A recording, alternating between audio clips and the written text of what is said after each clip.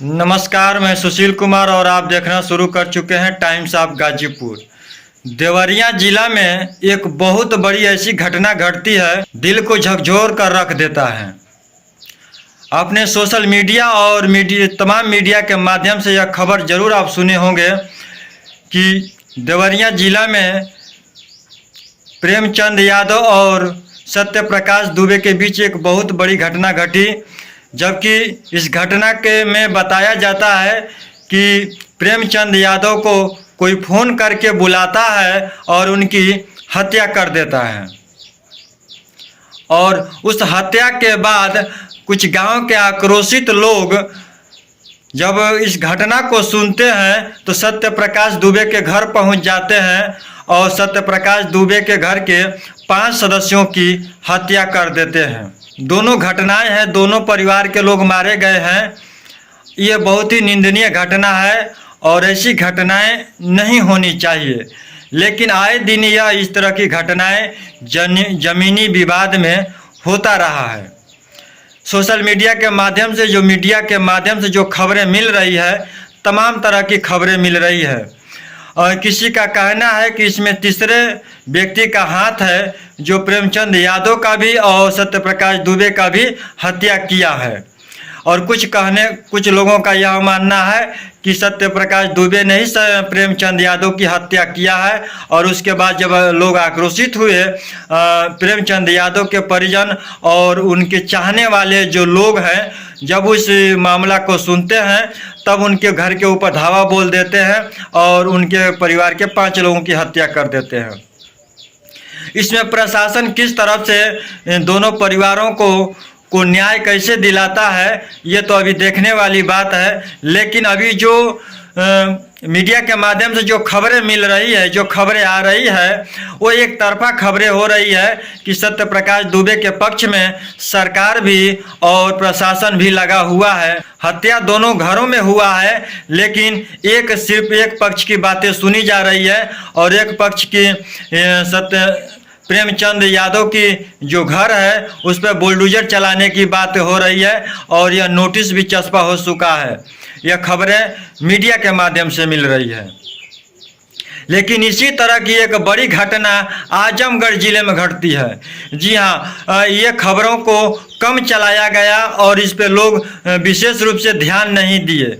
आजमगढ़ जिले की खबर में आपको मैं बता दूं कि शीला मौर्य की हत्या कर दिया जाता है, चाकू गोद करके उनकी दोनों बाहें चाकू से काट दिया जाता है और उनके शरीर में इतने चाकू से छेद किए जाते हैं कि ये घटना बहुत ही दर्दनाक। और यह घटना शाम के वक्त दिन रहते हुए बीच रोड पर किया जाता है। इतनी मतलब हत्यारों की इतनी हिम्मत देखिए कि बीच रोड पर घटना किया जाता है। और मैं यह बड़ी बात यह बता दूं कि यह घटना जो करने वाले लोग हैं यह ब्राह्मण परिवार के ही हैं। आज जिनके पक्ष में हिंदू संगठन के लोग और प्रशासन के लोग खड़े हैं, तो उसी तरह से उस आजमगढ़ जिले में जिस गांव में शीला मौर्य रहती थी, उस गांव में 10 घर के ही लोग मौर्य हैं और बाकी पूरे गांव में ब्राह्मणों का वर्चस्व है और 10 परिवारों को जीना वहां पर मुहाल कर दिए हैं। मैं ये बगल में जो वीडियो मैं दिखा रहा हूँ, इस वीडियो में आप देखिए कि शीला मौर्य का जो मकान है, जो घर है, किस तरह का है। मड़ई डाल करके यह परिवार अपना जीवन यापन कर रहा है और इनके मड़ई के सामने थोड़ा गांव का जियत जमीन है, उसी को ये लोग घेरने का प्रयास कर रहे थे। लेकिन ब्राह्मण समाज के जो लोग हैं, परिवार के लोग हैं, इनको बोलियां बोलते थे और इन्हें मारने पीटने की धमकी देते थे। जब यह दीवार का काम चल रहा था तो प्रशासन ने भी आया और इनके परिवार के लोगों को मारा पीटा, मिस्त्री लेबर को भी भगा दिया और इन पर मुकदमा भी कर दिया। ये लोग जमानत पर छूट कर आए और एक दिन ये बाजार जब जा रहे थे और बाजार से आधार कार्ड बनवा करके अपने पत्नी के साथ लौट रहे थे तो वहीं दोनों लोगों पर हमला कर दिया गया। और जब पति पर हमला किया गया तो उनको भी चाकू लगा है और वो खाई में गिर गए और बीच रोड पर शीला मौर्य मिल गई। शीला मौर्य को चाकू से गोद गोद कर इतनी दर्दनाक हत्या कर दिया गया। मैं वो तस्वीर आपको नहीं दिखा सकता क्योंकि यूट्यूब पर इतनी खतरनाक तस्वीरें दिखाना मना है, इसलिए मैं वो इतनी खतरनाक तस्वीरें नहीं दिखा सकता। लेकिन मैंने उस तस्वीरों को देखा है व्हाट्सएप पर कि पूरा रोड खून से लथपथ हो गया था। मैं ये सरकार से कहना चाहूँगा कि वहाँ पर आजमगढ़ में आपका बुलडोजर कहाँ पर है? वहाँ पर आपने किसी तरह का बुलडोजर तो नहीं लेके गए, वहाँ पर आपने किस तरह से कार्रवाई किया वहाँ पे? लेकिन यहाँ जैसे ही एक ब्राह्मण समाज के साथ घटनाएं घटती है तो आप तुरंत बुलडोजर लेकर वहाँ पहुँच जाते हैं, उनके यादव परिवार के घर ढहाने की बात करते हैं।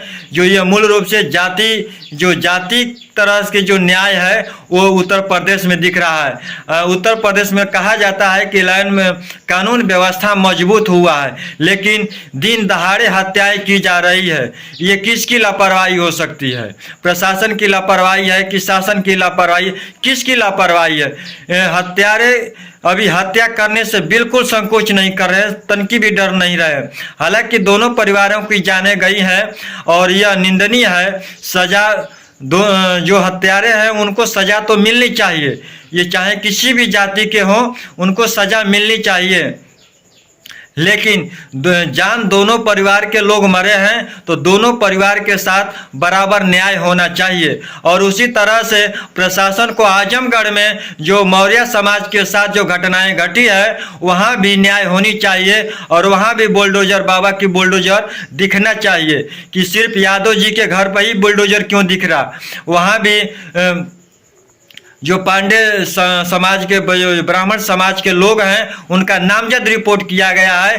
5 लोग मिल करके एक मौर्य परिवार की औरत की रोड पर दिन दहाड़े हत्या कर देते हैं। यह किस तरह का न्याय है? अभी तक वहाँ कोई न्याय नहीं मिला। फिलहाल अभी न्यूज बनाने तक जो समाचार चल रहा है अभी पूरी वहाँ पर न्याय की बातें नहीं हो पाया। वो परिवार बिल्कुल सहमा हुआ है। आज भी उस परिवार को दबाया जा रहा है, डराया जा रहा है और धमकाया जा रहा है।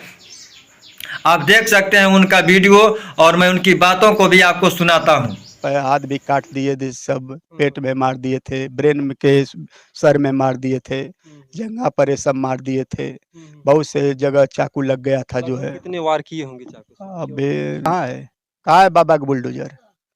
बाबा का बुलडोजर कहाँ है? बाबा का बुलडोजर चाहिए। दोनों तीनों मकानों को दोनों तीनों को जो है पहले गिरवाइए, जो है इन लोगों को फांसी की सजा दिलवाइए, जो है इनको फांसी हो, जो है कड़ी से कड़ी सजा दी जाए। हाँ, दो लड़की थी अब एक बच्चा है और उनको भी हम लोग मारेंगे, बस बच के आएंगे तो उन लोगों को भी मार डालेंगे, उनके परिवार को, क्योंकि हमको जमीन कब्जा कर देंगे कि ये लोग 2-4 ही घर हैं और हम लोग 50 घर हैं। ऐसे ही बोला और बोल रहा है कि हम लोग इसको सब पूरे परिवार को खत्म कर देंगे, लेकिन मारेंगे फिर भी लौट के आएंगे। बाकी एक ही बचा है, हाँ, एक को मारे और बाकी बचे हैं सब।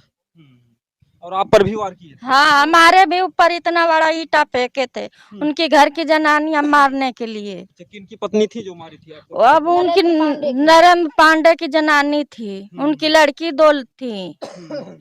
गाली गुप्ता बहुत घिन्नी घिन्नी गाली दे रही थी। मारने के लिए ईंट भी चला, थोड़ा सा फासला रह गया था, हमारे सिर बच गया था फूटने से। शीला मौर्य के पति ने साथ में थे और वो खाई में गिर गए थे, लेकिन वो पुलिस में नामजद रिपोर्ट किए हैं और वो पूरी घटना के वाकया मीडिया को बताए। आप इस घटना पर क्या कहना चाहते हैं कमेंट बॉक्स में आप जरूर लिखिएगा और हमें भी बताने का प्रयास कीजिएगा। और वीडियो ये हर लोगों तक पहुंचनी चाहिए, शासन प्रशासन तक पहुंचनी चाहिए, ताकि प्रशासन मौर्य परिवार के साथ सही से न्याय दिला सके। फिलहाल अभी के लिए इतना ही। नमस्कार, जय भारत।